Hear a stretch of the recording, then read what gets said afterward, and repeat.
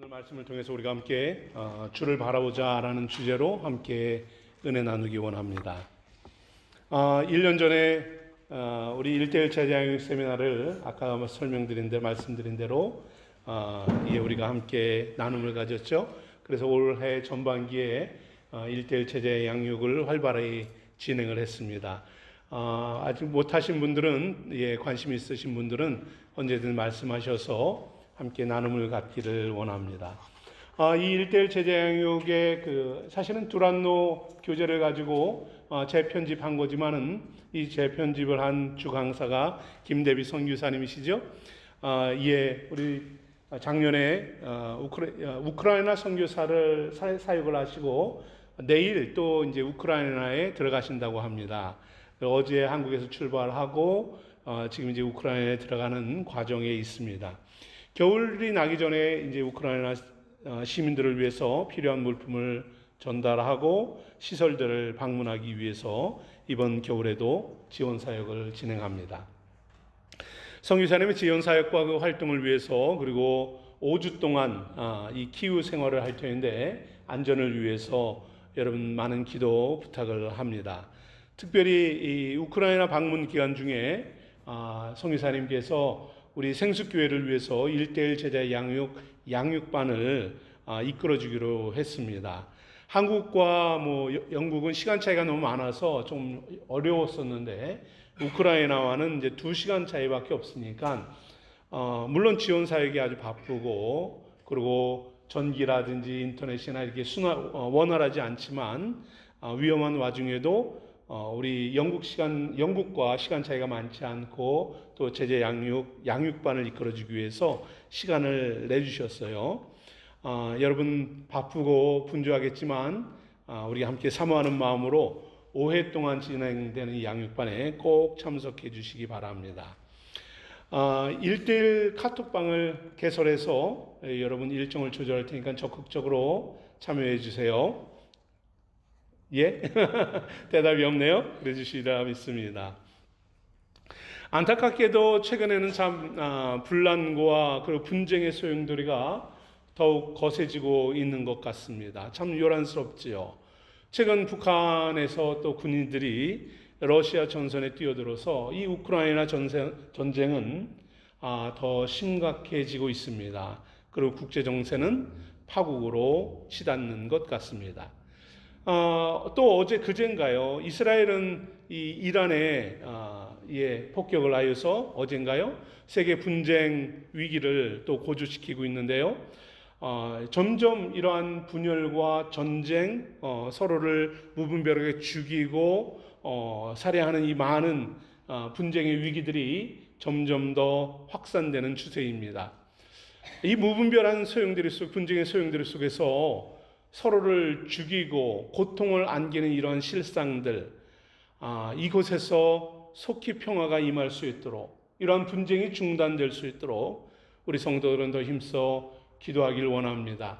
아마 우리 종교개혁가 존 스튼 목사님도 그러한 마음으로 이 사회개혁과 성도들의 삶에 대해서 돌아온 것이 아닌가 싶습니다. 그런데 이런 분쟁과 분열은 나라와 민족이 겪는 전쟁으로 국한할 수는 없습니다. 나라와 민족들의 분열로 한정되어지는 것이 아니죠. 그 심각성의 정도와 무게는 모두 다르지만 성도들의 삶도 매일매일 같이 전쟁이며 분쟁의 연속이 아닌가 싶습니다. 우리가 살아가는 삶의 현장이 바로 그러한 분열과 분쟁의 현장 아닌가요?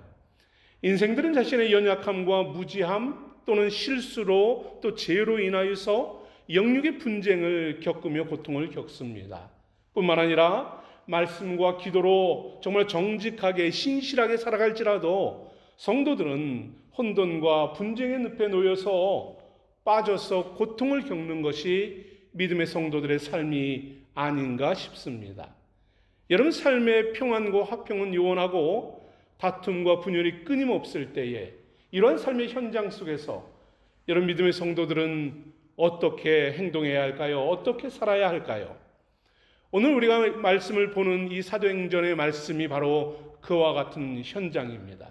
사도행전 22장에서 26장까지는 21장에서 예루살렘에 올라간 후에 22장에서 26장까지는 바울이 2년 동안 감옥에 갇혀서 무려 6번이나 심각한 분쟁의 사건에 휘말리는 사건들을 소개하고 있습니다.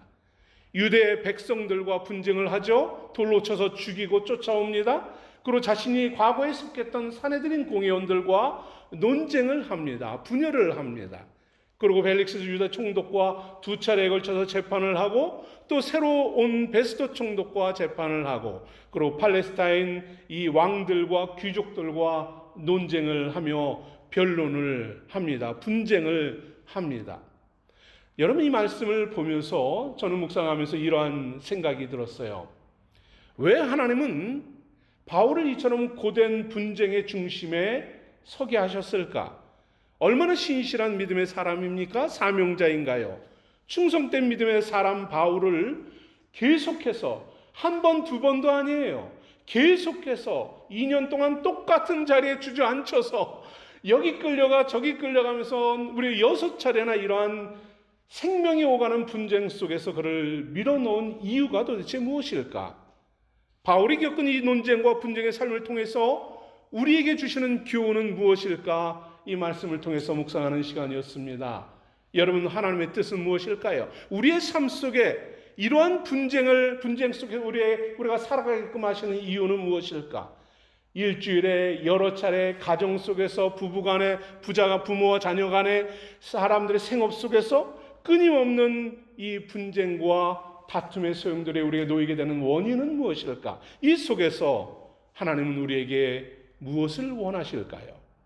인생들은, 오늘 바울이 분쟁하는 이 6 무리들은 서로 다른 관계를 맺고 있었던 사람들입니다. 어떤 사람들은 이전에는 친밀한 관계였죠. 같은 동족이요, 같은 혈육이었습니다. 이전에는 같은 형제였고 같은 목적을 두고 살아갔던 비전의 사람들이었어요.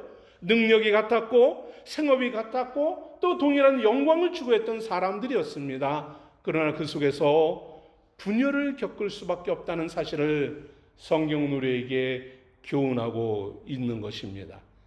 끊임없이 변론하고 그들을 설득하고 이해를 구하지만 우리의 삶은 이러한 분열과 위협 앞에 놓일 수밖에 없다라는 사실이죠. 오늘 주님은 이런 분쟁과 위협의 삶을 살아가는 성도들에게 어떤 믿음으로 살아야 하는지를, 어떻게 바울과 같은 신앙을 간직할 수 있는지를 우리에게 교훈합니다. 삶의 실체적인 분열의 현장 속에서 주님을 바라보며 믿음의 삶을 승리하는 우리가 되기를 오늘 권면하고 있습니다. 이와 같은 승리를 경험하는 생수의 성도들이 되기를 소망합니다. 오늘 저는 본문의 말씀을 통해서 크게 2가지를 묵상하기를 원합니다. 분쟁의 현장 속에서 우리는 어떻게 대처해야 하는가입니다. 우리가 살아가는 분쟁의 현장은 어떤 곳인가요? 성도는 악한 자의 음해와 위협 앞에 놓여 있다라는 사실을 인식해야 합니다.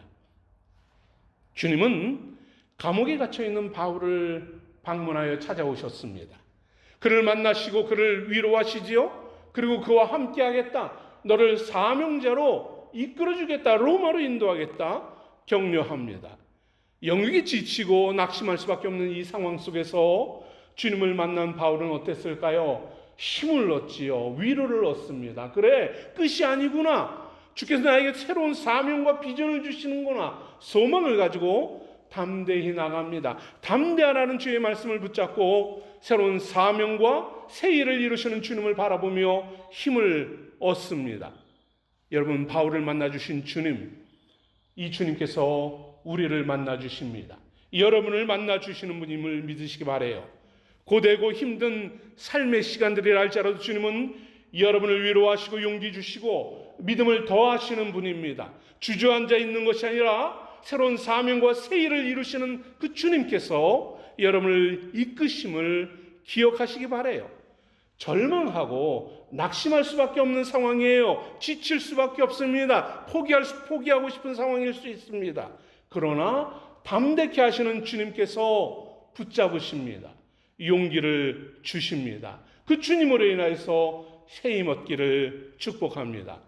특히 우리 모친을 보내고 힘든 시간을 보내는 우리 박근혜 집사님과 오동필 집사님, 그리고 유가족들에게 이러한 주님을 만나주시고 위로하시고 담대케 하시는 것 소망으로 풍성하기를 중보합니다. 여러분, 그런데 바울이 한밤중 주님의 위로와 격려를 받았다고 해서 그를 향한 위협과 고통, 대적자들이 다 사라졌나요? 그렇지 않습니다. 여전하지요. 갈등과 대립의 현장 그 한복판에 바울이 서 있습니다. 논란은 여전합니다. 전혀 해결된 것이 없어요. 오히려 분열은 더 가중되고 거세집니다. 박해는 더 가혹하게 바울에게 휘몰아칠 뿐입니다. 예수 복음에 대해서 적대적인 세력들, 악한 자들은 더욱 극성을 부리는 상황에 빠져들고 있어요. 바울이 주님을 만난 같은 날, 그 같은 시간에 불의한 자들이 무엇을 하고 있습니까? 그들은 충격적인 작당 모의를 진행하고 있습니다. 공회가 바울을 정죄하지 못한 것을 보자 그들은 바울을 암살하기 위해서 피의 결의를 맺으며 음모를 꾸미는 자들이 모여듭니다. 과격한 열심당원 40여 명이 살인 결사들을 조직하는 거예요. 그들이 하는 말을 들어보십시오. 바울을 죽이기 전에는 먹지도 않고 마시지도 아니하겠다. 바울을 죽이기 전에는 나는 살아있는 자가 아니야 라는 것이죠. 내 목숨 걸고 죽이겠다. 이들의 악한 결의가 얼마나 단호했는지 그 치밀한 암살 계획은 무섭게 밀어붙이기 시작을 합니다. 유대 대표자인 사내들은 공회를 찾아가서 항의를 합니다. 어떻게 너희들은 입을 제대로 열지도 못하느냐. 그들에게 자신들의 맹세를 밝히고 자신들과 협력할 것을 강제적으로 요청을 합니다. 유대 공회원들이 다시 재판을 열어서 바울을 데리고 오면 그 사이에 우리가 바울을 죽이겠다라는 계획이지요. 여러분, 이 암살 계획 간단해 보이지요? 그러나 이것은 매우 과격하고 험악한 도전입니다. 왜 그렇습니까? 바울을 이끌고 다니는 사람이 천부장이에요. 로마 군대 대장입니다. 로마 군인과 혈전을 벌여서라도 바울을 죽이겠다는 거예요. 여기에 누가 협력합니까? 제사장, 유대 공회 전체가 결탁을 합니다. 이것은 고로 유대 민족이 반란을 일으키는 것과 같은 상황입니다. 반역의 소용돌이에 휩싸일 수 있는 아주 엄중한 위험한 전략이에요. 이런 바울의 암살 작전은 여러분 당시 시대상을 너무도 잘 보여주는 사건입니다. 그들은 말씀을 전하는 자들이요, 말씀을 선포하는 자들이지만 그들에겐 진리가 사라졌습니다. 정의는 없습니다. 진실은 눈을 감았습니다. 폭력과 살해만이 그들에게 가득할 뿐이었던 거예요. 바울을 죽이려는 이 모함의 살인 현장에 공회원들과 제사장 장로들이 모두 동의합니다. 무모한 행동을 서슴지 않습니다. 민족을 파멸로 이끌어갈 수 있는 일을 그들은 과감하게 무지하게 도전하는 것이에요. 당시 사회의 정치, 종교적 타락성은 이처럼 극도로 위험 수위에 처해져 있었던 것입니다. 이 얼마나 악랄한지 그 모습이 적나라하게 보여주는 현장이 바로 이 분열의 현장인 것이에요. 사랑하는 성도 여러분, 우리가 살아가는 오늘의 시대상은 어떻다고 생각을 합니까? 여러분 현실을 직시해서 한번 보십시오. 어떤 이들은 이렇게 말합니다. 우리는 악의 시대를 살아가고 있다라고 말을 합니다. 물불 가리지 않는 악은 더욱 거칠어지고 있습니다. 전쟁과 파괴, 살해 현장은 매일의 일상 속에 발생하는 아주 비일비재한 사건들이 되지 않았습니까? 삶의 일부와 같이 되어버렸습니다. 어디서 누가 죽었니? 살해되었니? 고통 겪었니?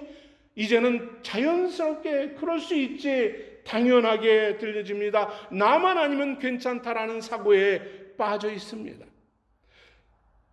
전쟁과 파괴의 현장, 도덕성과 종교성은 파괴되고 인간의 인간성은 말살되고 불법적인 행위와 폭력, 타락의 모습은, 이기적인 모습은 전혀 새로울 것이 없습니다. 사회의 대립과 갈등들, 난민 문제와 굶주림, 기근과 환경 파괴, 질병, 이 모든 죽어가는 인생들에 대해서는 이제는 더 이상 관심조차 기울이지 않는 것이 오늘의 시대 아닙니까? 특별히 경제적인 문제로 인해서 일어난 사회 갈등과 대립, 더할 나위 없이 극한 위기로 빠져들고 있지 않습니까? 인생들의 이 타락성, 현대 인생들의 이 타락성은 바울 시대 못지않은, 아니 그 이상으로도 극한으로 치닫고 있지 않나요? 불의하고 악한 자들이 공개적으로 바울을 죽이겠다고 선포합니다. 이와 같이 오늘날 악한 세상은 바로 믿음의 성도들의 영혼을 죽이겠다 괴롭힙니다. 시험하고 유혹합니다. 성도들을 박해하고 죽이고 고통을 주며 죄악을 모의하고 불법적인 정책과 악의를 자행하고 있는 것이에요. 다윗의 고백대로 악하여 강포하는 자는 악한 계획을 스스로 자랑한다라는 고백대로 오늘날 악을 정당화하는 시대 아닙니까? 이것을 자랑하는 시대 아닙니까? 다윗은 고발합니다. 대저 저희가 악한 입과 괴사한 입을 열어 나를 치며 혈원에게 말한다 합니다. 거짓으로 성도를 괴롭히고 믿음을 저버리고 삶을 파괴하고 마음에 강팍한 마음과 악한 현장 속에서 우리가 살아가고 있는 이 모습들입니다. 불의를 품고 악을 꾀하고 성도들을 음해하고 거짓으로 모함하고 핍박하고 피해를 입히는 이 악은 더욱더욱 거세질 뿐 아닙니까? 이렇게 절망적인 악으로 치닫는 상황 속에서 여러분 우리는 어떻게 살아야 할까요? 악한 자가 가둬놓은 감옥에서 바울은 무엇을 합니까? 주님을 만나죠. 주님을 바라봅니다. 여러분 그것입니다. 불의가 고통과 거짓이 가득한 이곳에서 우리가 해야 할 일은 무엇입니까? 주님을 바라보는 것입니다. 패역한 일을 개혁하고 악한 일을 이루는 자들을 미워하시는 주님께서 여러분을 만나주시고 믿음의 성도들을 도우신다는 사실입니다. 잠언의 고백대로 의로운 성도를 위해 견고한 집을 지으시고 영육으로 든든하게 세워주시겠다 약속하시는 말씀을 붙잡는 것입니다. 심지어 악한 자의 미혹에 넘어져서 우리가 실수하고 쓰러질지언정 그곳에서 회복을 주시는 주님 앞께로 돌이키는 것이지요. 은혜를 구하는 성도입니다. 역대하 7장에서 이렇게 말씀합니다. 내 이름을 일컫는 내 백성이 그 악한 길에서 떠나 스스로 겸비하고 기도하여 내 얼굴을 구하면 내가 하늘에서 듣고 그 죄를 사하고 그 땅을 고칠지라 언약하십니다. 의로우신 주님께서 고치시고 회복을 주십니다. 강팍한 마음에서 건져주시고 이 패역한 세대에서 구원을 주시는 것입니다. 감옥에 갇힌 바울을 둘러치고 살해하려는 이 악한 자들 중에서 바울을 보호하신 하나님께서, 주님께서 바로 여러분을 보호하시고 여러분을 지키시고 여러분에게 은혜 베푸시고 하늘에서 들으시고 우리의 죄를 용서하시고 회복 주시고 땅을 고치시는 은혜를 베풀어 주시는 것입니다. 무너지고 좌절한 간교한 자들 가운데서도 하나님의 일하심의 역사를 우리에게 경험케 하시고 그 속에서 회복의 은혜를 베푸시는 것입니다.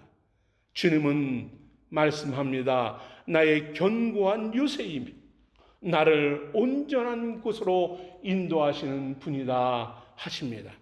악한 자가 둘러싸인 바울은 권면합니다. 악에게 지지 말고 선으로 악을 이기자 요청합니다. 바울의 말씀과 같이 더욱 적극적으로 선을 행하는 것입니다. 선한데 지혜롭고 악한데 미련한 성도로 한번 살아보자라는 것입니다. 세상의 지혜고 세상의 밝은 눈으로 사는 것이 아니라 하나님의 말씀의 지혜를 가지고 순수한 마음, 정직한 마음으로 말씀의 지혜를 가지고 악에 미련한 자가 되어보는 것입니다. 여러분, 이것은 우리의 힘으로 되는 것이 아니죠. 그래서 모세는 담대히 외칩니다. 여호와께서 너희를 위하여 싸우시리니 너희는 가만히 있을지어다. 한 발자국 앞으로 나아갈 수 없는 어둠이요 악입니다. 홍해요 광야입니다. 위협과 환난입니다. 협박이고 고통입니다. 그러나 그 속에서 누가 일하십니까? 하나님이 일하십니다. 주님께서 은혜의 길을 예비하시고 인도하신다 약속하십니다. 악한 자요 세상으로부터 삶의 위기와 위협과 환난에 처해 있습니까? 그곳에 인도하시는 분 주님이 함께 하십니다. 생명을 주시고 우리에게 은혜를 베푸시는 주님, 그분을 더욱 신뢰하고 그분을 바라보자 바울은 권면하는 것입니다. 여러분, 악한 감옥 같은 세상에서 우리는 제대로 알지 못할 수 있어요. 우리는 제대로 그 위기를 해결할 수 없습니다. 그럴지라도 주님은 주권적으로 우리의 삶을 이끄십니다. 역사하십니다. 그 인도하심을 사모하는 것입니다. 악한 세상에서 우리의 상상을 뛰어넘도록 일하시는 그 주님을 바라보는 우리 생수의 성도들 되기를 축복합니다. 아멘. 오늘 말씀 속에서 이 악한 세대 속에서 그렇다면은 주님은 우리를 구원하시는 우리를 지키시는 주님은 멈춤 없이 우리를 구원으로 이끄신다라는 사실을 말씀하고 있습니다. 바울을 향한 모함과 살해 위협이 멈추지 않은 것처럼 여러분 성도를 향한 세상의 악한 자의 공격과 시험 역시 멈춤이 없습니다. 하지만 바울을 위해서 일하신 하나님의 섭리와 같이 여러분을 향한 하나님의 사랑과 구원도 결코 멈춤이 없다는 사실을 여러분 기억하시기 바랍니다. 바울을 은혜로 인도하신 주님께서 우리를 은혜로 인도하시고 생명으로 인도하신다는 사실을 믿으시기 바라요. 우리를 위해서 일하시는 하나님의 그 영적 원리를 깨달아야 합니다. 그리고 그것을 굳게 붙잡고 신뢰하는 성도가 되어야 합니다. 바울을 죽이려는 유대인들의 살해 음모에 대해서 바울의 조카가 그 소식을 듣습니다. 그리고 천부장에 찾아가서 바울의 말대로 천부장에 찾아가서 고발을 하죠. 바울과 그 조카가 할 수 있는 일이란 아주 소극적으로 저 사람들이 이렇게 우리를 핍박해요, 죽이려고 해요 하는 것이 전부였어요. 음모의 실체를 알리는 이 소극적인 행동 외에 바울이 할 수 있는 일이란 아무것도 없습니다.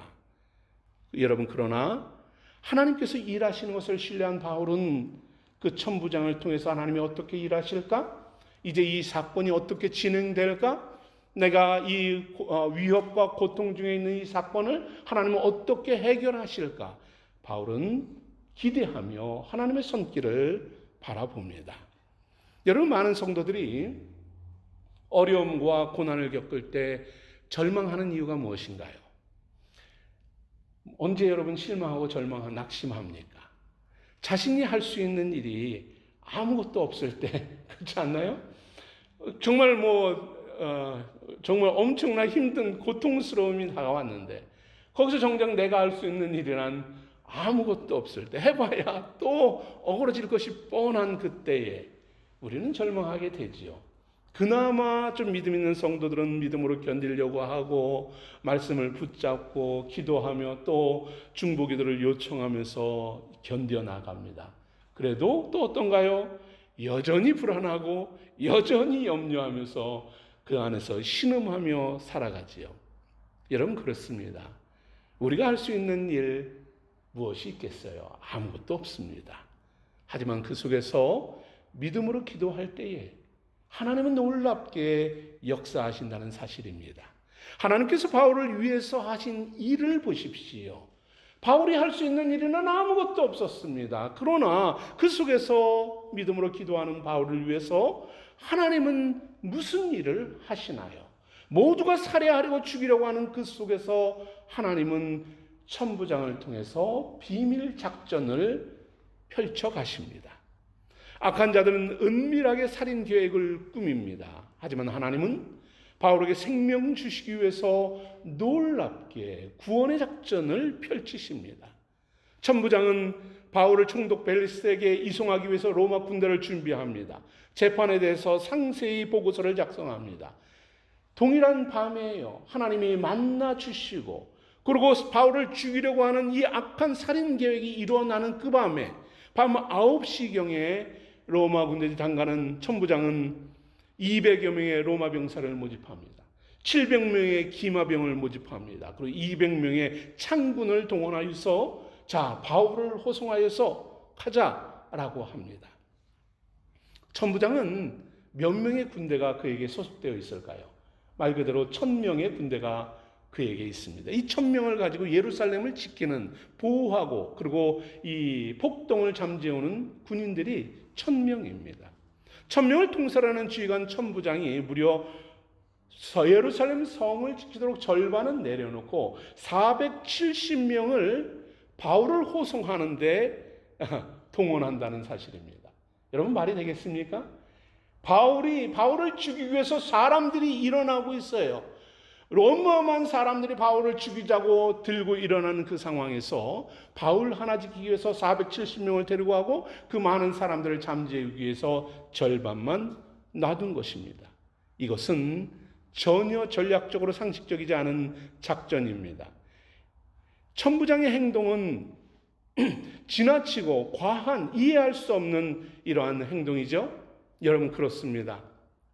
우리 하나님, 주님께서 여러분을 지키고 여러분을 구원 작전을 펴시는 것은 어때요? 상식적인가요? 전혀 그렇지 않지요. 주님의 구원 작전은 전혀 상식적이지 않고 이해할 수 없는 비밀 아닙니까? 놀라움과 신비로움 자체 아닌가요? 저와 여러분을 구원하기 위해서, 악한 자로부터 구원하기 위해서 주님 하늘 보좌를 버리고 내려오셨습니다. 인간이 되어주셨습니다. 십자가를 짊어지시고 피를 흘려 대속의 죽음을 죽어주셨어요. 주님께서 이와 같이 구원의 산물이 되셨고 피를 흘려 죽으신 것, 여러분 이해가 됩니까? 상상이 됩니까? 하나님 하늘 보좌를 버리고 오신 그 주님의 은혜를 우리는 조금이라도 제대로 이해하고 있나요? 상상할 수 없는 일이고 도무지 알 수 없는, 이해할 수 없는 놀라운 은혜입니다.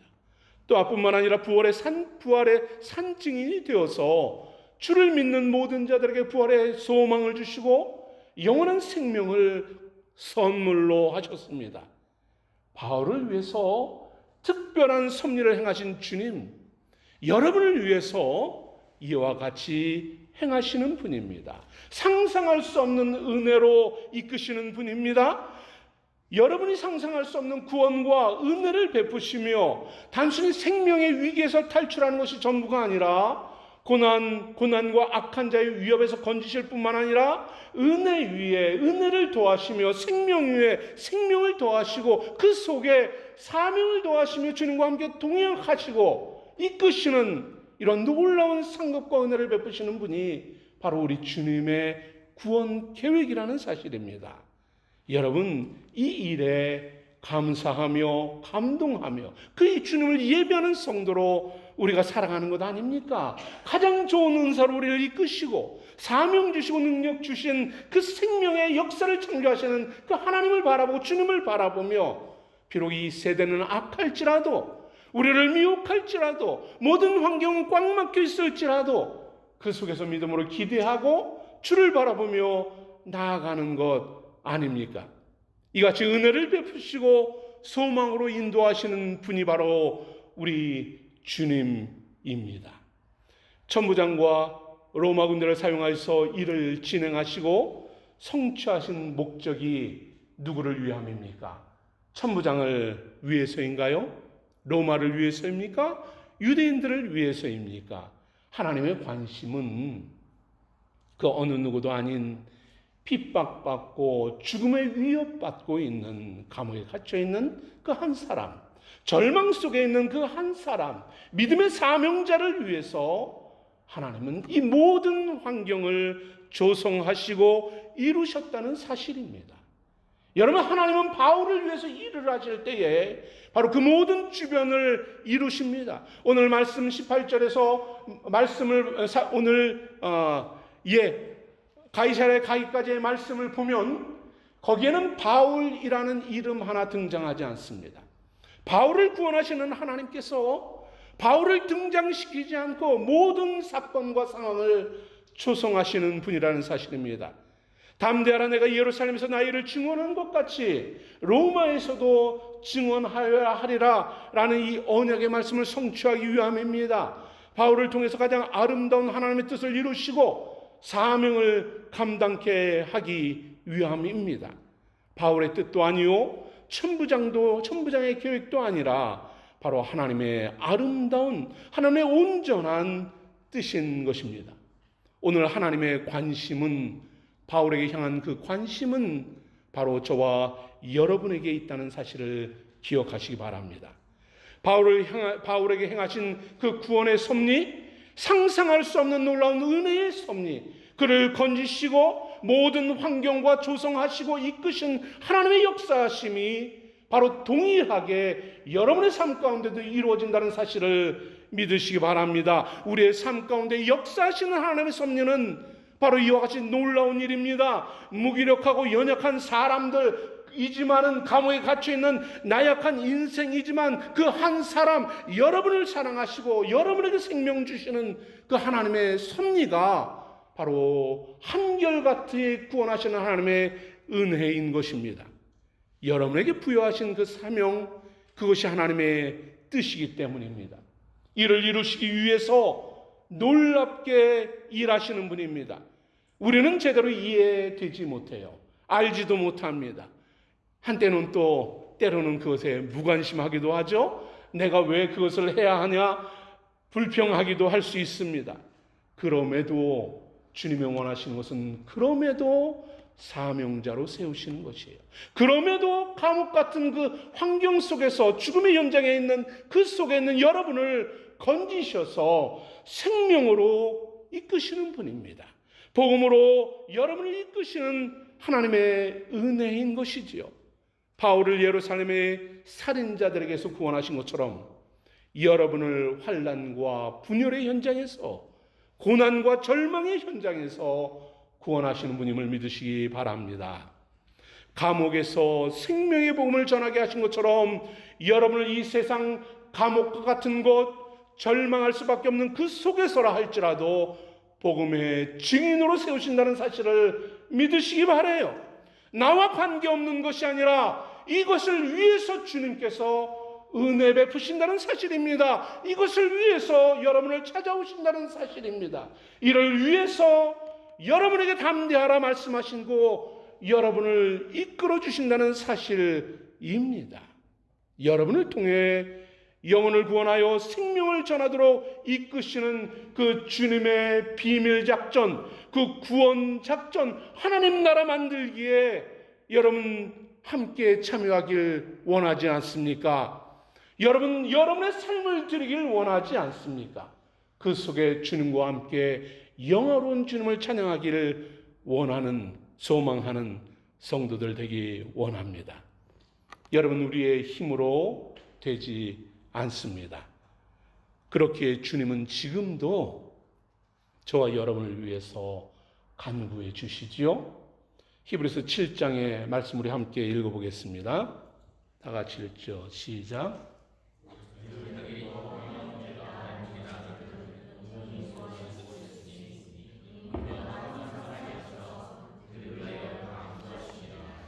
아멘. 여러분을 위해서 중보하시는 주님, 여러분의 사명과 여러분의 열정을 놀랍게 사용하시는 분입니다. 그냥 믿는 자로 살아가는 것, 물론 중요하죠. 그러나 그것이 아닙니다. 예루살렘의 바울 위에 믿는 자가 없어서 바울을 감옥에서까지 끄집어내서 이런 고난과 죽음의 현장을 겪어가면서 그를 사용하셨겠습니까? 믿는 자로 사는 것이 아니라 사명자로 살아야 하는 것이에요.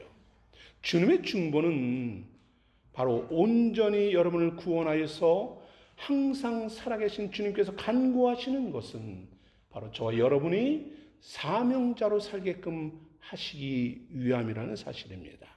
주님은 여러분의 사명과 여러분의 열정을 통해서 놀라운 일을 하시는 분이에요. 아무것도 안 하면 그것이 나를 쓰시는지 누구를 위함인지 알 턱이 없습니다. 무엇을 위함인지도 알 턱이 없습니다. 상급받는 자만 받겠지요. 그러나 주님은 바로 여러분을 만나시는 분입니다. 여러분의 처소와 생업, 삶의 현장 속에서 주님이 역사하기를 기대합니까? 여러분의 하나님 주님의 구원의 역사가 여러분의 삶 속에 일어나기를 원합니까? 하나님의 섭리하심이 여러분을 통해서 하나님의 나라가 이 땅에 펼쳐지기를 기대하십니까? 여러분에게 가장 좋은 것을 주시고 은혜 베푸시는 주님께서 여러분을 가장 선한 도구로 세우고 온전히 여러분이 그 속에 세움받기를 원하십니까? 여러분 주를 바라보는 자들, 죽음의 현장이라 할지라도 그 속에서 구원 얻고 하나님의 자녀로서 영광 가운데 살아가는 자들, 바로 그 한 사람, 감옥에 있는 그 한 사람, 생명을 주님께 드리며 사명 가운데 헌신된 그 한 사람, 그 바울과 같은 믿음의 사람을 쓰신다는 사실입니다. 사랑하는 성도 여러분, 이제 우리는 삶의 현장으로 다시 나아갈 것입니다. 그 삶의 현장 속에서 누가 일하십니까?